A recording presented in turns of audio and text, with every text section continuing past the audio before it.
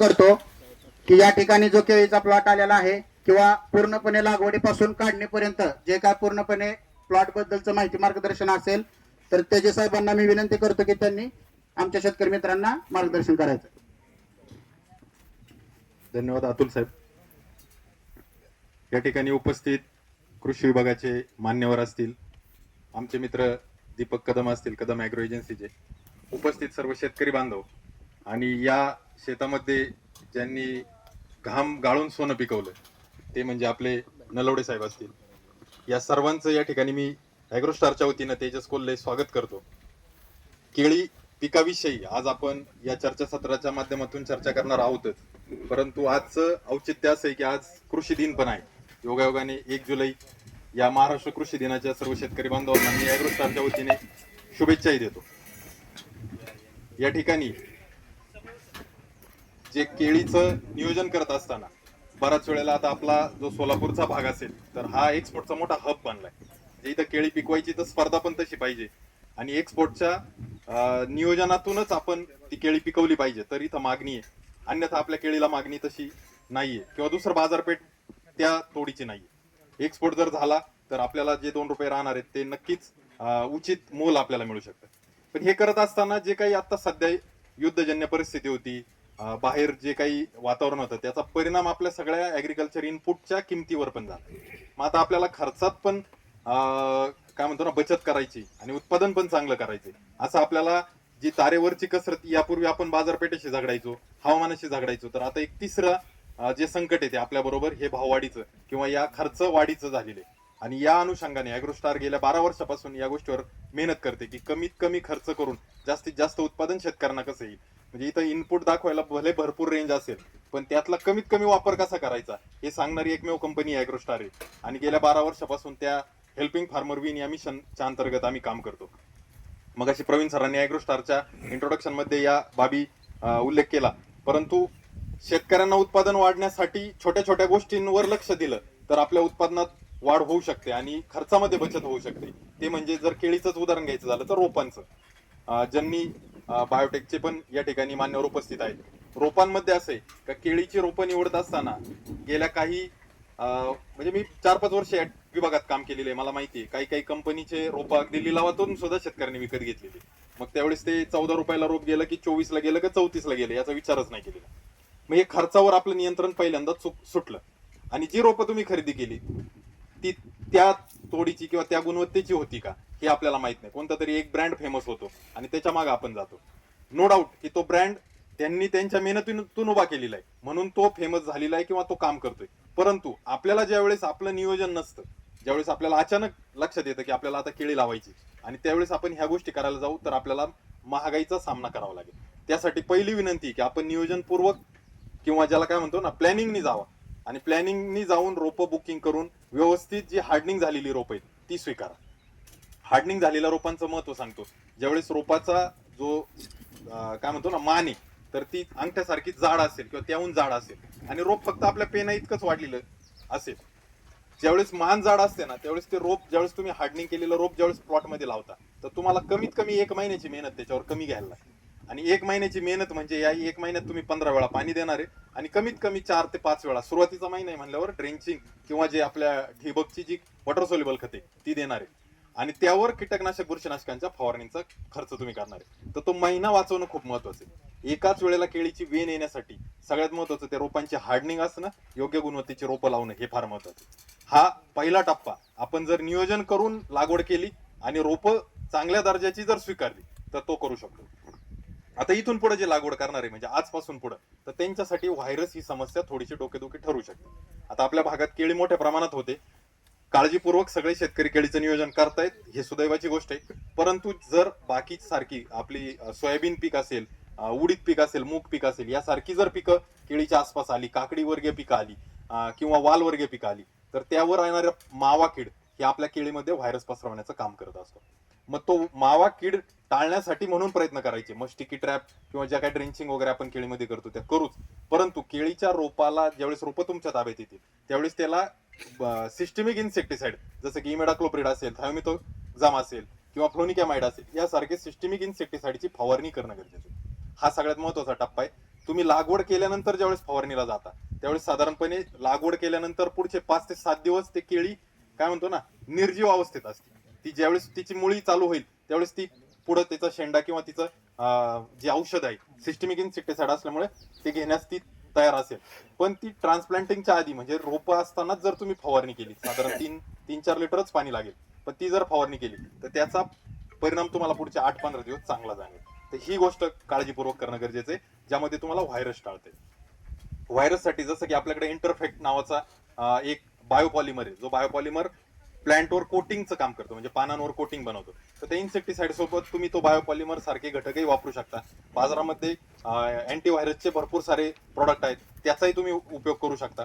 परंतु हा पहिला फवारा रोपांवर जाणं फार महत्वाचं आहे. त्यानंतर ट्रान्सप्लांटिंग ज्यावेळेस आपण करतो तर ट्रान्सप्लांटिंगच्या वेळेला बेसल डोस, अतुल सर माझ्यापेक्षा जास्त चांगलं अन्नद्रव्याविषयी सांगतील, परंतु बेसल डोस चं नियोजन करणं गरजेचं आहे. बेसल डोस मध्ये निंबोळी पेंड असेल किंवा जे काही सेंद्रिय खत असतील, आपल्याकडे शेणखत असेल, त्यानंतर आपल्या ॲग्रोस्टारचं जसं की संचार आहे, परक आहे, यासारखी जी सेंद्रिय खत आहेत, सहज सारखं सेंद्रिय खत आहे, यांचा अंतर्भाव करणं गरजेचं आहे.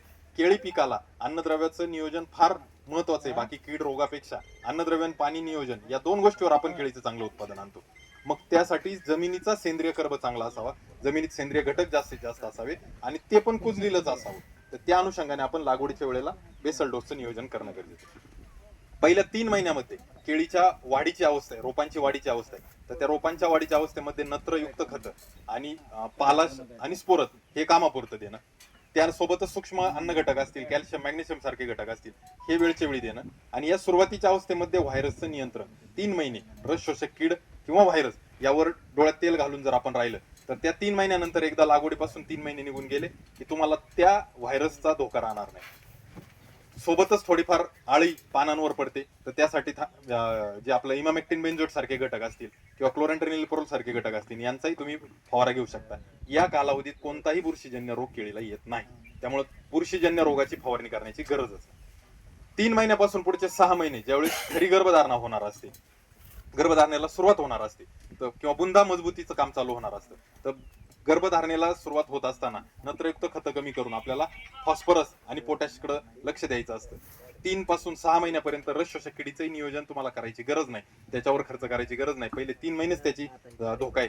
3 पासून पुढच्या 6 महिन्यापर्यंत कोणत्याही रस शोषक किडीचा धोका नाही. थोड्याफार प्रमाणात परत एकदा अळीचाच धोका आहे, बाकी बुरशीजन्य रोगही येणार नाही. 6 महिन्यापासून पुढं ज्यावेळेस वेन यायची अवस्था येईल तोपर्यंत आपल्याला बुरशीजन्य रोगाचा धोका आहे. आणि सोबतच आपल्या केळीला आपल्याला जी 3 पासून 6 महिन्यात जी काळजी घेतली आपण, अन्नद्रव्याची असेल, पाण्याची असेल, त्यावर जी गर्भधारणा व्हायला लागली त्याचं काय म्हणतो ना जास्तीत जास्त रिझल्ट 6 ते 9 दाखवेल. आणि ज्यावेळेस वेन ऍक्च्युली चालू होईल 9व्या-10व्या महिन्यात, त्यावेळेस वेन चालू झाल्यानंतर आपल्याला त्याचा रिझल्ट सगळा त्या वेन मध्ये दिसेल. बऱ्याच वेळेला असं होतं की आपण पहिले 6 महिने काही करत नाही, 6 महिन्याने आपल्याला एकदा वाटलं की आता प्लॉट आवाक्यात आहे, मग आपण खतांचं नियोजन करायला जातो, मग आपण मोठ्या प्रमाणात अन्नद्रव्य द्यायला जातो. तर ते नियोजन न करता हे टप्पे 3 ते 6, 6 ते 9, 9 ते जे हार्वेस्टिंग पर्यंत, तर अशा 3 टप्प्यामध्ये आपल्याला काम करणं गरजेचं आहे. अन्नद्रव्याविषयी अतुल सर मार्गदर्शन करते, परंतु यामध्ये येणाऱ्या ज्या समस्या आहेत, तर सुरुवातीचे 3 महिने रस शोषक किडी, शेवटचे 3 महिने म्हणजे ज्यावेळेस वेन होती त्यावेळेस बुरशीजन्य रोगाचा धोका आपल्याला आहे. आणि खास करून जो करपा रोग आहे तर तो तिथं आपल्याला जाणवतो. करपा रोगाचं नियोजन करायचं असेल तर आता आपली केळी जर पावसाळ्याच्या दिवसामध्ये येत असेल आणि आपण 5 फूट किंवा 6 फुटावर कमी अंतरावर जर लागवड केली असेल तर या ठिकाणी करपा रोगाची समस्या जास्त जाणवते. ज्यावेळेस आपली केळीची वेन उन्हाळ्यात येते त्यावेळेस आपल्याला ही 5 फूट किंवा 6 फूट कमी अंतरावर लागवड चालू शकते, परंतु ज्यावेळेस आपली वेन ही पावसाळ्याची असेल किंवा ह्या हंगामाची बाग असेल तर त्यावेळेस आपल्याला थोडंसं अंतर 6 किंवा 7 फुटच ठेवणं गरजेचं आहे, जेणेकरून हवा खेळती राहील आणि करपा रोगाची समस्या कमीत कमी. बरं, आता करपा रोगाची समस्या येत असताना पावसाचे दिवस असतात, फवारणी ज्यावेळेस आपण करतो तर ज्यावेळेस पावसाचं वातावरण आहे त्यावेळेस सिस्टमिक फंगीसाइड आपल्याला टाळायचे. जे बुरशीजन्य रोग त्यामध्ये आपल्याला मँकोझेप सारखा घटक असेल, कॉपर सारखा घटक असेल, तर यासारख्या घटकांचा स्प्रे करायचा आहे ज्यावेळेस पाऊस असेल. आणि ज्यावेळेस पाऊस नसेल, निरभ्र आकाश असेल, त्यावेळेस सिस्टमिक फंगीसाइड जे जसं की ॲग्रोस्टारचं रोस्ताम आहे किंवा ॲग्रोस्टारचं रूल आहे, ड्रॅगनेट आहे, यासारखे जे सिस्टमिक आहेत तर त्यांच्यावर आपल्याला लक्ष द्यायचं. मग हे वातावरण पाहून आपल्याला कीटकनाशक किंवा बुरशीनाशकाची जर निवड करता आली तर मला असं वाटतं की तिथं आपल्याला खर्च टाळून जास्तीत जास्त आपण त्याचा उपभोग किंवा त्याचं काय म्हणतो ना नियंत्रण हे आपण करू शकतो. काही इन्सेक्ट फंगीसाइड असे की की जे जमिनीत दिल्यानंतर पानापर्यंत सुद्धा काम करतात. मग त्यामध्ये जे स्कोअर सारखं फंगीसाईड आहे तर ते तुम्ही ड्रेंचिंगद्वारे किंवा ड्रिपद्वारे जरी दिलं तरी ते पानापर्यंत जाण्याचं त्याचं कॅपॅसिटी असते, कारण ते हायली सिस्टमिक आहे. तर अशा परिस्थितीमध्ये ज्यावेळेस आपण फवारणी वारंवार करू शकत नाही आणि केळीमध्ये फवारणी करणं फारसं सोपं पण नाही, तर त्या परिस्थितीमध्ये तुम्ही अशा फंगीसाईडची एखाद्या दुसऱ्या वेळेस मदतही घेऊ शकता, जिथं तुम्हाला त्याचे रिझल्टही त्या पद्धतीचे येते. तर या अनुषंगाने जर आपण नियोजन केलं, वेळच्या वेळी आपण या केळीला अन्नद्रव्याने जे आपण फक्त नत्रस्फुरत पालाश न देता जे सूक्ष्म घटक असतील किंवा बाकीचे दुय्यम घटक असतील हे वेळच्या वेळी जर देत राहिलो तर मला असं वाटतं की आपल्या केळीचं पीक निरोगी येईल आणि निरोगी पीक आल्यानंतर त्याच्यावर येणाऱ्या ज्या काही कीड किंवा रोगांच्या समस्या आहेत ह्या बऱ्यापैकी आपल्याला त्या अन्नद्रव्य व्यवस्थापनातूनच टाळता येतील. त्याला जोड पाणी नियोजनाची असणं गरजेचं आहे. बऱ्याच वेळा असं होतं की केळी पीक म्हणजे भरमसाठ पाणी देणं असं आपल्या डोक्यात असतं. तर पाणी जितकं तुम्ही जास्त द्याल किंवा पाणी अतिरिक्त द्याल, जास्त म्हणण्यापेक्षा अतिरिक्त पाणी द्याल, त्यावेळेस काय होतं, तुम्ही जे अन्न घटक देताय किंवा मागच्या फर्टिगेशनच्या वेळेला तुम्ही जे काही वॉटर सोल्युबल दिले, उदाहरणार्थ तुम्ही 13 हा घटक 5 किलो गेल्या वेळेला दिला होता आणि आता दुसऱ्या पाण्याच्या वेळेला तुम्ही वारेमाप पाणी देताय, तर तो जमिनीत खाली निघून जाणार आहे. नत्रयुक्त घटक असतील ते खाली निघून जाणार आहे. मग तुमच्या केळीला जे अन्न घटक मिळायला पाहिजे ते मिळणार नाही. अतिरिक्त पाण्याचा परिणाम त्याच्यावर. दुसरी गोष्ट अशी की अशा ज्यावेळेस वेन झाल्यानंतर ही जे पावसाचे दिवस आहे या परिस्थितीत काय होतं, केळी पाणी उचलत असतं पण पानातून त्याचं पर्णरंध्रातून पाणी बाहेर पडत नाही. जसं आपल्याला शरीराला घाम येतो तसं त्याच्यातून ते पाणी बाहेर पडत नाही. मग ते पाणी बाहेर पडण्याची जागा कुठं असते, घडावरच ते काळे काळे स्पॉट येतात. तर त्या परिस्थितीमध्ये वापसा मेंटेन करणं या पावसाळी वातावरणात हे फार गरजेचं आहे. म्हणून पाण्याच्या नियोजनावर आपल्याला लक्ष देणं गरजेचं आहे. आवश्यक इतकंच पाणी. म्हणजे लोकांचा समज होता की ऊसाला खूप पाणी लागतं, त्यानंतर केळी त्याच्यासारखं पीक आहे, कधी मोटर चालू करा, ठिबक चालू राहू द्या. तर तसं न करता गरज पाहून, वापसा पाहून आणि पिकाची काय म्हणतो ना स्टेज आणि असलेलं वातावरण हे पाहून पाणी नियोजन करणं